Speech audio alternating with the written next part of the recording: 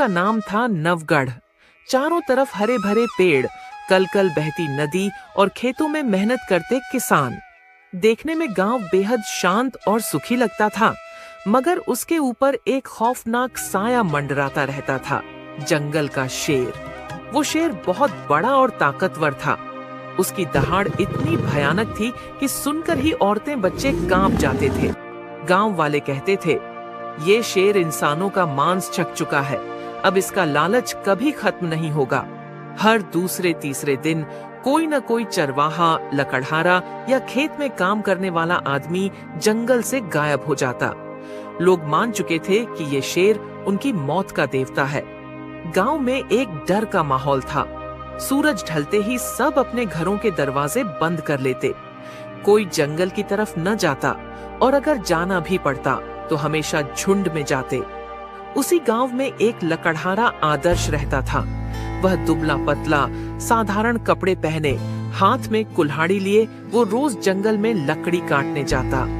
लेकिन आदर्श बाकी गांव वालों से अलग था। वो शेर से डरता तो था, मगर उसका मानना था कि डर से अगर इंसान काम ही छोड़ दे तो जिंदगी कैसे चलेगी। उसकी पत्नी कई बार कहती, आदर्श, पागल हो गए हो क्या? सब लोग जंगल छोड़ चुके हैं और तुम रोज वहां चले जाते हो। अगर शेर ने देख लिया तो। यह सुनकर आदर्श मुस्कुरा देता और कहता, शेर ताकतवर तो है, लेकिन अक्ल नहीं लगा पाता, और जो इंसान दिमाग लगाता है उसे कोई जानवर हरा नहीं सकता। धीरे धीरे हालात इतने बिगड़े कि गांव के बुजुर्गों ने पंचायत बुलाई। सब लोग इकट्ठा हुए और बोले, अगर ऐसा ही चलता रहा तो पूरा गांव खाली हो जाएगा। हमें कोई रास्ता निकालना होगा। किसी ने सुझाव दिया, हम सब मिलकर शेर को मार डालते हैं। लेकिन तुरंत कोई बोला, क्या तुमने कभी उसकी शक्ल देखी है? वो अकेले ही 10 लोगों पर भारी पड़ता है। कुछ लोग बोले, चलो गांव छोड़कर कहीं और चले। मगर बुजुर्गों ने कहा, ये जमीन हमारे पूर्वजों की है, इसे छोड़कर कहां जाएंगे? बहुत बहस हुई, मगर कोई नतीजा नहीं निकला। गांव का माहौल और डरावना हो गया। पंचायत खत्म होने के बाद आदर्श घर लौटते समय सोचने लगा, क्या सचमुच शेर से डरकर भाग जाना ही समाधान है? अगर मैं अपने दिमाग से काम लूं, तो क्या इस शेर को हरा नहीं सकता? वो रात भर जागता रहा और एक योजना बनाने लगा। उसे पता था कि ताकत से शेर को हराना असंभव है, लेकिन उसकी मूर्खता ही उसकी सबसे बड़ी कमजोरी है। अगले दिन आदर्श हमेशा की तरह कुल्हाड़ी लेकर जंगल में गया। वो जानता था कि आज उसका सामना शेर से हो सकता है। जैसे ही वो लकड़ी काट रहा था, अचानक झाड़ियों में खड़खड़ाहट हुई। पत्तों के बीच से सुनहरी आंखें चमकी और फिर गड़गड़ाती आवाज के साथ शेर निकला।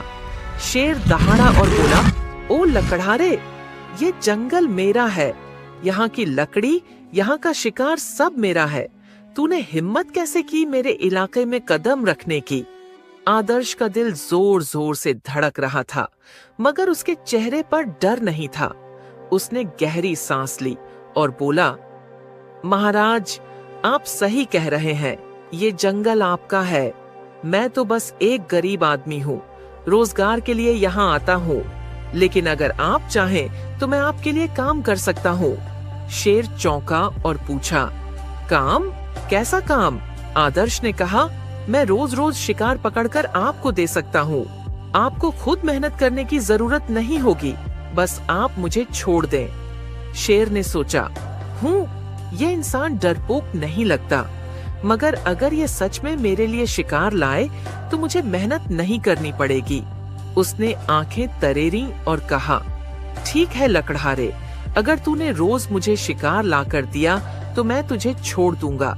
लेकिन अगर एक दिन भी खाली हाथ आया तो तेरा मांस मेरा खाना होगा। आदर्श ने सिर झुकाकर हामी भर दी। उस पल से खेल शुरू हो चुका था। आदर्श घर लौटा तो उसकी पत्नी घबराई हुई थी। अरे राम, आज भी तू जंगल से सही सलामत लौट आया? सुना है शेर तुझे देख चुका है। आदर्श मुस्कुराकर बोला, हाँ देखा था, लेकिन मैंने उसे समझौता करने पर मजबूर कर दिया। पत्नी हैरान रह गई। शेर से भी कोई समझौता कर सकता है? आदर्श बोला, हाँ, अगर इंसान अपनी अक्ल से काम ले तो सब कर सकता है। अब आगे देखना, वही शेर मेरे जाल में फंसेगा।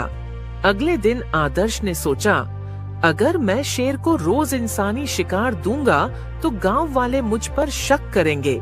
मुझे ऐसा रास्ता निकालना होगा जिसमें शेर भी खुश रहे और गांव वाले भी बच जाए। उसने शेर के लिए एक मोटी तगड़ी बकरी पकड़कर ले गया। शेर ने बकरी देखते ही दहाड़ लगाई। वाह लकड़हारे, तूने तो मजा दिला दिया, अब तू वाकई मेरा आदमी है।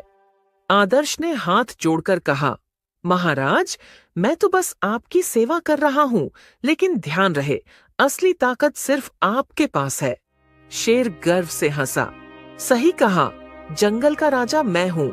तुझे मैं इसलिए छोड़ रहा हूँ क्योंकि तू मेरी सेवा करता है। आदर्श मन ही मन मुस्कुराया। यही तो इसकी कमजोरी, घमंड और मूर्खता है। धीरे धीरे आदर्श रोज कुछ न कुछ शेर को ले जाता। कभी खरगोश, कभी बकरी, कभी सुअर। शेर मजे से खाता और आलस से पेड़ों के नीचे लेट जाता।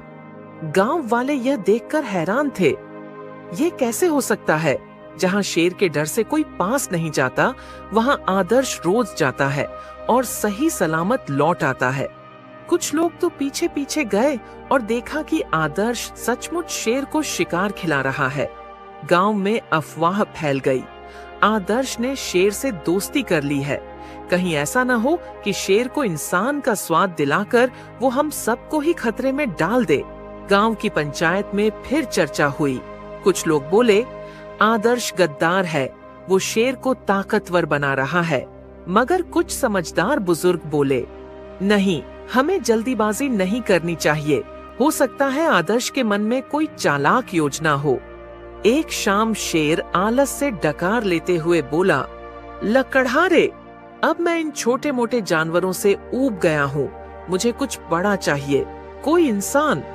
आदर्श का दिल धक से रह गया, मगर उसने चेहरे पर डर नहीं आने दिया। वो बोला, महाराज, इंसान का मांस तो सबसे स्वादिष्ट होता है, लेकिन उसे लाना आसान नहीं। अगर आपने वादा किया कि मुझे नुकसान नहीं पहुंचाओगे, तो मैं इंसान का शिकार भी दिला सकता हूँ। शेर की आंखें चमक उठीं। सचमुच? अच्छा, तो फिर जल्दी से इंसान का इंतजाम कर। आदर्श ने मन ही मन सोचा, अब वक्त आ गया है इस मूर्ख शेर को फंसाने का। अगले दिन आदर्श गांव में आया और सबको इकट्ठा किया। उसने कहा, गांव वालों, शेर इंसानी मांस की मांग कर रहा है, लेकिन डरने की बात नहीं है। मैंने उसे समझा दिया है कि हमारे गांव का सबसे ताकतवर आदमी मैं हूँ। अगर उसने मुझे हरा लिया तो वो मुझे खा सकता है, और अगर मैं जीत गया तो शेर को गांव छोड़ना होगा। गांव वाले स्तब्ध रह गए। तू पागल हो गया है आदर्श? अकेला शेर से भिड़ेगा? आदर्श मुस्कुराया और बोला, चिंता मत करो, मैं बल से नहीं, दिमाग से लड़ूंगा, और यही उसकी हार होगी। शाम को आदर्श शेर के पास गया। महाराज, मैंने गांव वालों से बात की है। सब मानते हैं कि इंसानों में सबसे ताकतवर मैं हूँ। अगर आपको सचमुच इंसानी ताकत का स्वाद चखना है तो मुझे ही खाइए, लेकिन उससे पहले आपको मेरी ताकत का इम्तिहान लेना होगा। शेर हैरान रह गया। तू खुद को मेरा शिकार बना रहा है, और इम्तिहान कैसा? आदर्श ने रहस्यमय अंदाज में कहा, जंगल के बीच एक खाई है, वहां मैंने अपने सबसे बड़े दुश्मन को कैद करके रखा है। वो मेरे जैसा ही ताकतवर है। अगर आप उसे हरा दो, तभी आपको हक है मुझे खाने का। शेर की आंखों में लालच चमक उठा और वह बोला, ठीक है लकड़हारे, कल सुबह मुझे उस खाई तक ले चल, मैं तेरे दुश्मन को चीर फाड़ कर रख दूंगा। आदर्श मुस्कुराया और मन ही मन कहा, बस यही तो चाहता था मैं। सुबह का समय था। जंगल की हवा में अजीब सी ठंडक और सन्नाटा था। पक्षियों की चहचहाहट भी जैसे दब सी गई थी, मानो उन्हें भी पता हो कि आज जंगल में कुछ बड़ा होने वाला है। आदर्श अपनी कुल्हाड़ी कंधे पर लटकाए शेर के पास पहुंचा। शेर अधीर होकर इधर उधर टहल रहा था। उसने दहाड़ कर कहा, लकड़हारे, जल्दी चलो, मुझे उस ताकतवर दुश्मन से मिलवाओ। आदर्श ने सिर झुकाकर कहा, आइए महाराज, मैं आपको वहां तक ले चलता हूँ, लेकिन ध्यान रहे ये लड़ाई आसान नहीं होगी। दोनों धीरे धीरे जंगल के अंदर गहराई तक बढ़े। पेड़ों की ऊंचाई बढ़ती जा रही थी। धूप धीरे धीरे कम होती जा रही थी। जैसे जैसे वो खाई के पास पहुंचे, हवा ठंडी और डरावनी हो गई। शेर गरजते हुए बोला, लकड़हारे, तेरा दुश्मन चाहे जितना ताकतवर क्यों न हो, मेरी एक ही दहाड़ से कांप उठेगा। आदर्श ने मन ही मन मुस्कुराकर कहा, बस थोड़ी देर और, मूर्ख शेर। आखिरकार दोनों एक गहरी और चौड़ी खाई के पास पहुंचे। खाई इतनी गहरी थी कि नीचे झांककर देखने पर सिर्फ काले पानी की चमक नजर आती थी। उसके चारों ओर खामोशी थी। बस कभी कभी हवा की सरसराहट और पानी की लहरों की आवाज आती। आदर्श खाई की ओर इशारा करके बोला, महाराज, यही है वो जगह, और नीचे पानी में है मेरा सबसे बड़ा दुश्मन, एक और शेर, उतना ही ताकतवर जितने आप। शेर ने हैरानी से नीचे झांका। पानी में उसे अपना ही प्रतिबिंब दिखाई दिया। उसकी सुनहरी आंखें, उसका विशाल शरीर और उसका खूंखार चेहरा। शेर दहाड़ा और बोला, आह, ये तो सचमुच शेर है, और लगता है ये भी मुझे ललकार रहा है। पानी की सतह पर लहरें उठी और उसका प्रतिबिंब हिलता डुलता दिखाई दिया। शेर गरज कर बोला, लकड़हारे, तेरा दुश्मन अब मेरा शिकार बनेगा। देखना, मैं इसे चीर डालूंगा। आदर्श ने शांत स्वर में कहा, महाराज, अगर आपने इसे हरा दिया तो आप सच में जंगल के सबसे बड़े राजा कहलाएंगे। फिर आपको मुझे खाने का हक भी मिलेगा। शेर ने छाती फुलाई और दहाड़ते हुए कहा, हाँ, मैं साबित कर दूंगा कि जंगल में मेरा कोई मुकाबला नहीं। वो उछलने के लिए पीछे हटा। उसके पंजों से मिट्टी उड़ रही थी, आंखों में आग थी। आदर्श ने एक आखिरी बार मन ही मन प्रार्थना की, हे भगवान, मेरी इस चाल को सफल कर देना। अचानक शेर ने जोरदार दहाड़ लगाई और खाई में छलांग